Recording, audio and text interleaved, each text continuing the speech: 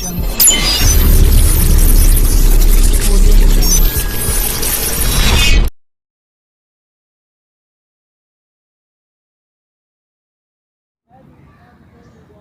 वालेकुम व्यूअर, मैं हूं डॉक्टर बिलाल अहमद राना और आप लोग देख रहे हैं हैंडसम माइंड टीवी चैनल।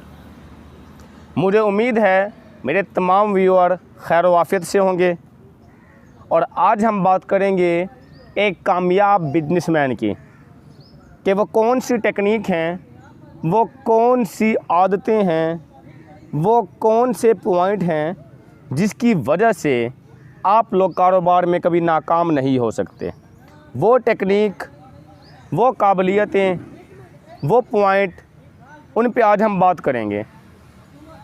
अक्सर लोग कारोबार में बहुत सारा पैसा लगा के सारा पैसा अपना तबाह करने के बाद परेशान रहते हैं कि वो उस पैसे से जितना उन्हें आउटपुट लेना था वो उस पैसे से उतना आउटपुट नहीं ले सके और हत्ता के कारोबारी लॉस के बाद वो लोग घर में बैठ जाते हैं।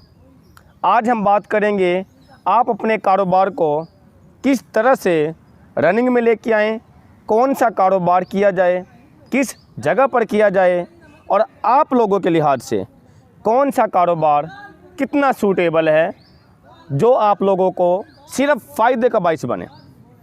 इन सारी बातों में सबसे पहली बात तो मैं आप लोगों को ये बात बताना चाहता हूँ कि कारोबार हमेशा वो शुरू करने की कोशिश करें जिसमें लॉस के कम से कम और फ़ायदे के ज़्यादा से ज़्यादा चांसेस हों।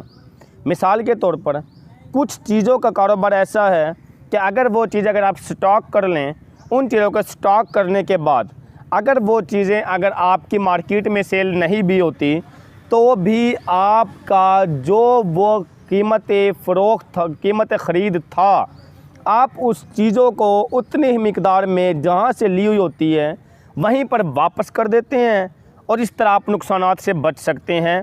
अब बिजनेस हज़ार तरह के होते हैं, प्रोडक्ट हज़ार तरह की होती हैं।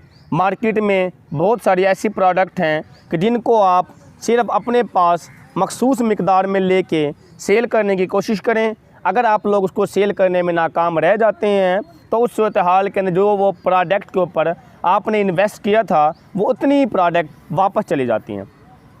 और अहम बात, कारोबार में नाकाम होने की सबसे बड़ी वजह वो ये है कि हमारे ज़्यादातर तबके फ़िक्र अपनी सारी की सारी इन्वेस्ट लगा देते हैं। एक बंदे के पास 30,000 है वो सारी लगा देता है, एक बंदे के पास 30 लाख है वो सारी लगा देता है, एक बंदे के पास 30 करोड़ है वो सारी लगा देता है।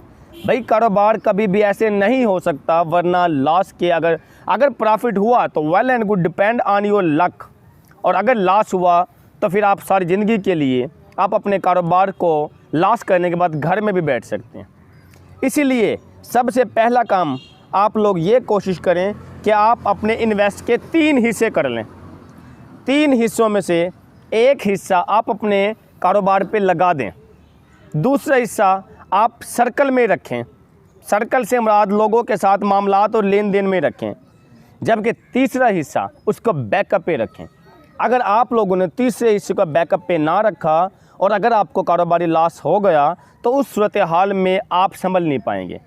अब जो बैकअप होता है, बैकअप एक मिसाल है कि अगर आपके पास है सिर्फ 30 लाख रुपए तो वो 10 लाख आपने इन्वेस्ट में बिल्कुल भी नहीं लगाने, उसको सिर्फ अकाउंट में रखें ताकि वो इन केस ऑफ लॉस आपकी हेल्प के लिए और जो शुरू के सालों में जो लॉस होने के चांसेस हैं उस वक्त पर आपकी हेल्प कर सके। दूसरी चीज़, जो बकाया 2 हिस्से हैं, मिसाल के तौर पर 30 लाख में से अगर आपने 10 लाख अपने बैकअप पे रखे हैं और 20 लाख से अब आपने करना क्या है, 20 लाख में से 10 लाख की तो आप इंपोर्ट या आप अपनी प्रोडक्ट या वो चीज़ आप अपने बिजनेस के अंदर लगा दें, उसकी मेंटेनेंस के अंदर लगा दें, उस प्रोडक्ट को ख़रीदने के अंदर लगा दें, उस प्रोडक्ट को लेके आप अपने किसी भी कारोबारी सेटअप पे रखें और वहाँ पर लगा दें। और थर्ड अमाउंट आपकी 1/3 जो आपके बकाया 10 लाख है, उस 10 लाख से आपने बिजनेस करना है। उस 10 लाख से बिजनेस कैसे करना है कि अगर आपके मुलाजमों की तनख्वाहें भी उस 10 लाख से होनी चाहिए इन केस ऑफ लॉस। इस तरह से जब आप बिजनेस के इन्वेस्ट के लिए उस इन्वेस्ट में से, उस पैसे में से 3 हिस्से करते हैं, एक हिस्से को आप इस्तेमाल ही नहीं करते, एक हिस्से से आप प्रोडक्ट लेते हैं और एक हिस्से से आप मामलात के लेन देन के अंदर लगाते हैं, तो वो अगर लॉस होने के चांसेस बन जाएं तो वो हिस्सा जो आपके बैकअप में पड़ा होता है तो वैसे आप थोड़ा थोड़ा करके लगा सकते हैं। वो आपकी हेल्प के लिए साबित हो सकता है, वो आपकी मदद करेगा और वही पैसे से जब तक आप अपने आप को संभाल पाएंगे उस वक्त तक वो पैसा आपको सपोर्ट करता रहेगा। जो लोग नाकाम हुए हैं उसमें नाकामी की एक बड़ी वजह ये देखने में आई है कि वो लोग अपना सारी अमाउंट, सारी की सारी इन्वेस्ट अपने बिजनेस पे लगा देती है और उसके बाद वो लोग घरों में बैठ जाते हैं। दूसरी चीज़, कोई भी बिजनेस की नाकामी की एक स्ट्रॉन्ग मजबूत वजह वो ये है कि जो लोग अपने सिस्टम को रिकॉर्ड नहीं रखते।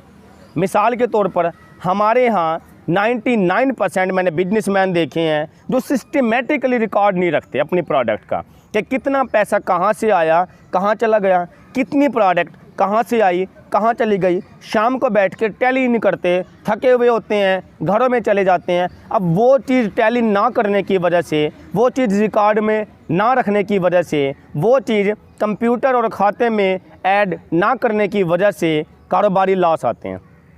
मसलन अगर आपने अपनी प्रोडक्ट के अंदर से अगर 100 रुपया भी इस्तेमाल करना है तो भी आप उसको रिकॉर्ड में रखें, कंप्यूटर रिकॉर्ड में रखें, आपकी मर्ज़ी। अगर आपका बड़े लेवल पे बिजनेस है, अगर आप एक आम सा तबका है, आप पढ़े लिखे भी ज़्यादा नहीं हैं, थोड़ी सी अमाउंट है, तो उस अमाउंट के अंदर से भी आप एक मखसूस जो आपने लेन देन किया या आपने अगर किसी को 100 रुपये भी दिए हैं या लिए हैं, उसको आप अपने पास रिकॉर्ड में, रजिस्टर में उसको लिखें।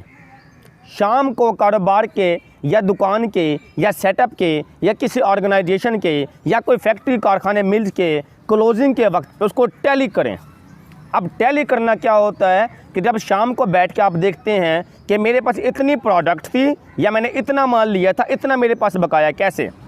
जैसे कपड़ों की दुकान वाला शाम को बैठ के एक सरसरी बर्ड आई व्यू करे कि इतने कारोबार में से, इतने कपड़े में से इतना मैंने सेल करके इतना मेरे पास रिकॉर्ड आ गया, ये आज के मैंने 30 जोड़े या 30 सूट आज के मैंने तकरीबन सेल आउट किए हैं। उस कारोबार के अंदर से उस पैसे को तकरीबन गिने और उसके बाद उसको गिनने के बाद उससे टैली करे कि आया कि इतना ही कपड़ा कम हुए, कम ज़्यादा हुआ है।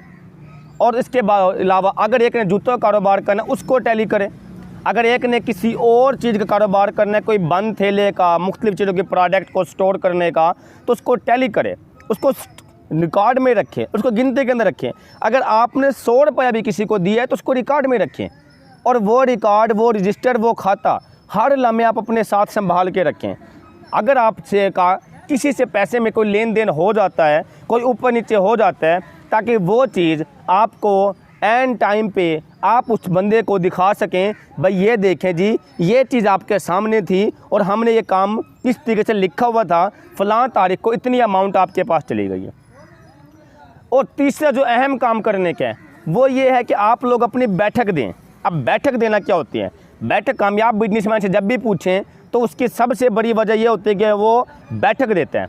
अब बैठक देना क्या होता है? बैठक देने से मुराद ये है कि कुछ भी हो, आपको नफ़ा या नुकसान, आप उस कारोबार से उठेंगे नहीं। आप अपनी दुकान पर बैठेंगे, आप अपनी फैक्ट्री में बैठेंगे, आप उसने कारखाने के अंदर बैठेंगे, आपकी वो मिल जब वहाँ पे बैठेंगे, आप खुद बैठें, मुलाजमों के आसरे पे ना रहें, आप खुद बैठें, उसका रिकॉर्ड रखें। जब आप खुद बैठेंगे तो उस डर की वजह से, उस खौफ की वजह से आपके सारे मुलाजिम अच्छे तरीके से काम करेंगे। और अगर आप खुद नहीं बैठेंगे, याशियों में जाएंगे, घूमे फिरेंगे और बाहर रहेंगे, कारोबार से निकले रहेंगे, तो उस सूरत हाल में कितनी अमाउंट कहाँ पे जाती है कोई पता नहीं चलने देंगे। अचानक यही पता चलेगा कि बहुत सारा पैसा लॉस में चला गया।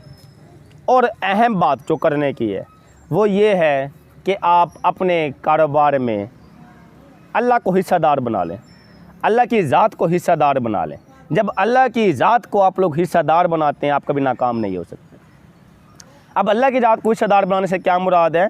अगर तो आप अपने कारोबार में से जितनी अमाउंट ईज़िली अल्लाह के रास्ते में दे सकते हैं किसी की वेलफेयर के लिए दे सकते हैं, किसी के दुख का सहारा बनने के लिए दे सकते हैं, खुदा के रास्ते में किसी मस्जिद की तामीर के लिए दे सकते हैं, किसी गरीब के घर को चलाने के लिए दे सकते हैं, तो आप फिक्स कर लें कि मैंने अपने कारोबार में से इतनी अमाउंट अल्लाह के रास्ते में देनी ही देनी है। मैं शर्तिया बात कहता हूँ, मैं दावे से कहता हूँ, मैं लिख के देता हूँ कि जब आप लोग एक मखसूस अमाउंट को अल्लाह के रास्ते में फ़िक्स कर लेते हैं, आपको नुकसान नहीं हो सकता, क्योंकि उसका जो पार्टिसिपेशन है, उसकी जो हिस्सेदारी है, वो अल्लाह की ज़ात खुद अपने पास से पूरा करती है। और खुदा की ज़ात तो बहुत ज़्यादा देने वाली है, माँ की ममता से 70 गुना ज़्यादा मोहब्बत करने वाली ज़ात आपको कैसे नुकसान में देख सकती है। अब उसका देने का तरीक़ाकार क्या है? खुदा की ज़ात को इखलास चाहिए, मिकदार नहीं चाहिए, क्वालिटी चाहिए, क्वांटिटी नहीं चाहिए। आप थोड़ी दे दें लेकिन बाकायदगी से दे दें। आप तहैया कर लें। क्या तहैया? कि चाहे कुछ भी हो जाए, मैंने अपने कारोबार में से हर जुमेरात को या हर जुमे को या फ़लाँ दिन को मैंने हर सूरत में इतना पैसा मस्जिद में देना है या किसी गरीब की मदद के लिए देना है। चाहे आप थोड़ा रख लें, चाहे आप 100 रुपये रख लें, लेकिन बाकायदगी, रेगुलरिटी। अल्लाह की ज़ात को तसलसल वाला अमल पसंद है। कैसे? कि मैंने तहैया कर लिया कि मेरे तो कारोबार ही छोटा सा है, मैं तो ज़्यादा पैसे अफोर्ड भी नहीं कर सकता, लेकिन मैं उसमें से 50 रुपये तो दे सकता हूँ, 100 रुपये तो दे सकता हूँ। एक मिसाल है, हर जुमेरात को तहैया कर लें कि चाहे कुछ भी हो जाए, हमने जो अल्लाह के ज़ात के साथ हिस्सादारी की, हम उसको ना नहीं कर सकते। हर जुमेरात को अल्लाह का हिस्सा पहुँचा दें, चाहे थोड़ा पहुँचा दें। जब आप हर जुमेरात को अल्लाह की ज़ात का हिस्सा दे देते हैं, ये कैसे मुमकिन है कि अपना काम हो जाए? और अहम बात, आप अपने कारोबार के साथ मुखलिस होना सीखें। मुखलिस होना क्या होता है? कि आप पैशन से काम करें, आप लगन से काम करें, आप मेहनत से काम करें, आप अपने आप को ऊंचे तबके में काउंट ना करें, आप मज़दूरों के साथ बैठ के खाना खाने में आर महसूस ना करें। मुखलिस हों, पैशन लगाएं, लगन लगाएं, जोश लगाएं, वलवला लगाएं। कैसे मुमकिन अपना काम हो सकते हैं? ये कुछ टेक्निकें, अगर इन टेक्निकों की बुनियाद पे अगर आप चलते हैं तो आप कभी नाकाम नहीं हो सकते। और आखिरी टेक्निक जो मैंने स्पेशली आप लोगों के लिए बचा के रखी है, जो मैं अभी बताने लगा हूँ, वो ये है कि आप अपने मज़दूर तबके पर, लेबर तबके पर एक गहरी, इन डेप्थ, क्रिटिकल निगाह रखें। आपका कौन सा लेबर, कौन सा वर्कर, कौन सा मज़दूर कितना पैसा कहाँ किस तरीके से लगाता है, लेके आता है, लेके जाता है, उसका सारे का रिकॉर्ड रखें। क्योंकि बहुत सारे कारोबार में अचानक पता चलता है कि उसी बंदे के वर्कर ने बहुत सारी चोरी करके या बहुत सारे पैसे को गलत इस्तेमाल करके साइड पे कर दिया, और उस वक्त वो कुछ नहीं कर पाते। और भाई कसूर इन्वेस्टर का है, कसूर मालकान का है, कसूर इंतज़ामिया का है। कहाँ था वो जब वो पैसा निकाला जा रहा था? कहाँ था वो जब वो उस वक्त पर वो पैसा, वो प्रोडक्ट चोरी की जा रही थी जो उसके मज़दूर ने किया? मैं यहाँ पे मज़दूर को गंदा नहीं बता रहा, हमारे 80% मज़दूर अच्छे लोग भी हैं जो सारी ज़िंदगी वफ़ादारी करते हैं, लेकिन 20% लोग जो वफ़ादारी नहीं करते तो नाकाम भी तो उसी वजह से होते हैं। इसलिए वो बात करना भी तो लाजमी है। आप अपने मज़दूर की हिस्ट्री रखें, आपको पता हो कि मेरे मज़दूर दीनी तबीयत का है या दुनियावी तबीयत का है, मेरा मज़दूर अय्याशियों वाला है या कि अखलाकियात वाला है, मेरा वर्कर वो घर को सपोर्ट करने वाला है, घर में कुछ देने वाला है, या दुनियावी कामों पे लगाने वाला है, या अपनी आसाइशात और अपने अय्याशियों के लिए लगाने वाला है। और भाई जो बंदा अपनी फैमिली को सपोर्ट नहीं करता, जो वर्कर, जो लेबर, जो मज़दूर अपनी फैमिली को सपोर्ट नहीं करता, वो ये कैसे मुमकिन है कि वो आपके कारोबार को भी अच्छा रख सके? इसलिए चेक करें कि आपके कौन सा वर्कर, कौन सा लेबर, कौन से मज़दूर कितना पैसा अपनी फैमिली पे लगाता है, कितना पैसा ये अपनी अय्याशियों पे लगाता है। जो अय्याशियों पे लगाने वाले होते हैं वही लोग ज़्यादातर देखने में आए हैं कि आपके कारोबार को नुकसान दे के चले जाते हैं, और आप देखते रहते हैं। जब आप अपने मज़दूर, और फिर उनका ख्याल भी रखें, क्रिटिकल निगाह तो रखनी रखने का ख्याल भी रखें, उनकी मदद करें, उनकी फैमिली में कोई मसला हो तो उनको सपोर्ट करें। मज़दूर रीढ़ की हड्डी की हैसियत रखता है। अगर आपका मज़दूर आपके इख्तियार में है, आपके कंट्रोल में है, आपके एतमाद में है, ये मुमकिन ही नहीं कि वो आपको नाकाम कर दे। इसीलिए जब आप इन 5 पॉइंट पर चलेंगे तो ये हो ही नहीं सकता कि अपना काम हो जाए। मेरे ये 5 पॉइंट जिस बंदे ने इनके ऊपर अमल करना है, तो मैं इंशाअल्लाह दावे तक से कह सकता हूँ कि वो लोग हमेशा कामयाब होंगे, उनका कारोबार कभी भी नाकाम नहीं हो सकता। मुझे उम्मीद है आज की ये वीडियो आपको पसंद आई होगी। इसके साथ ही इजाज़त दीजिए। अल्लाह हाफिज़। स्टॉप।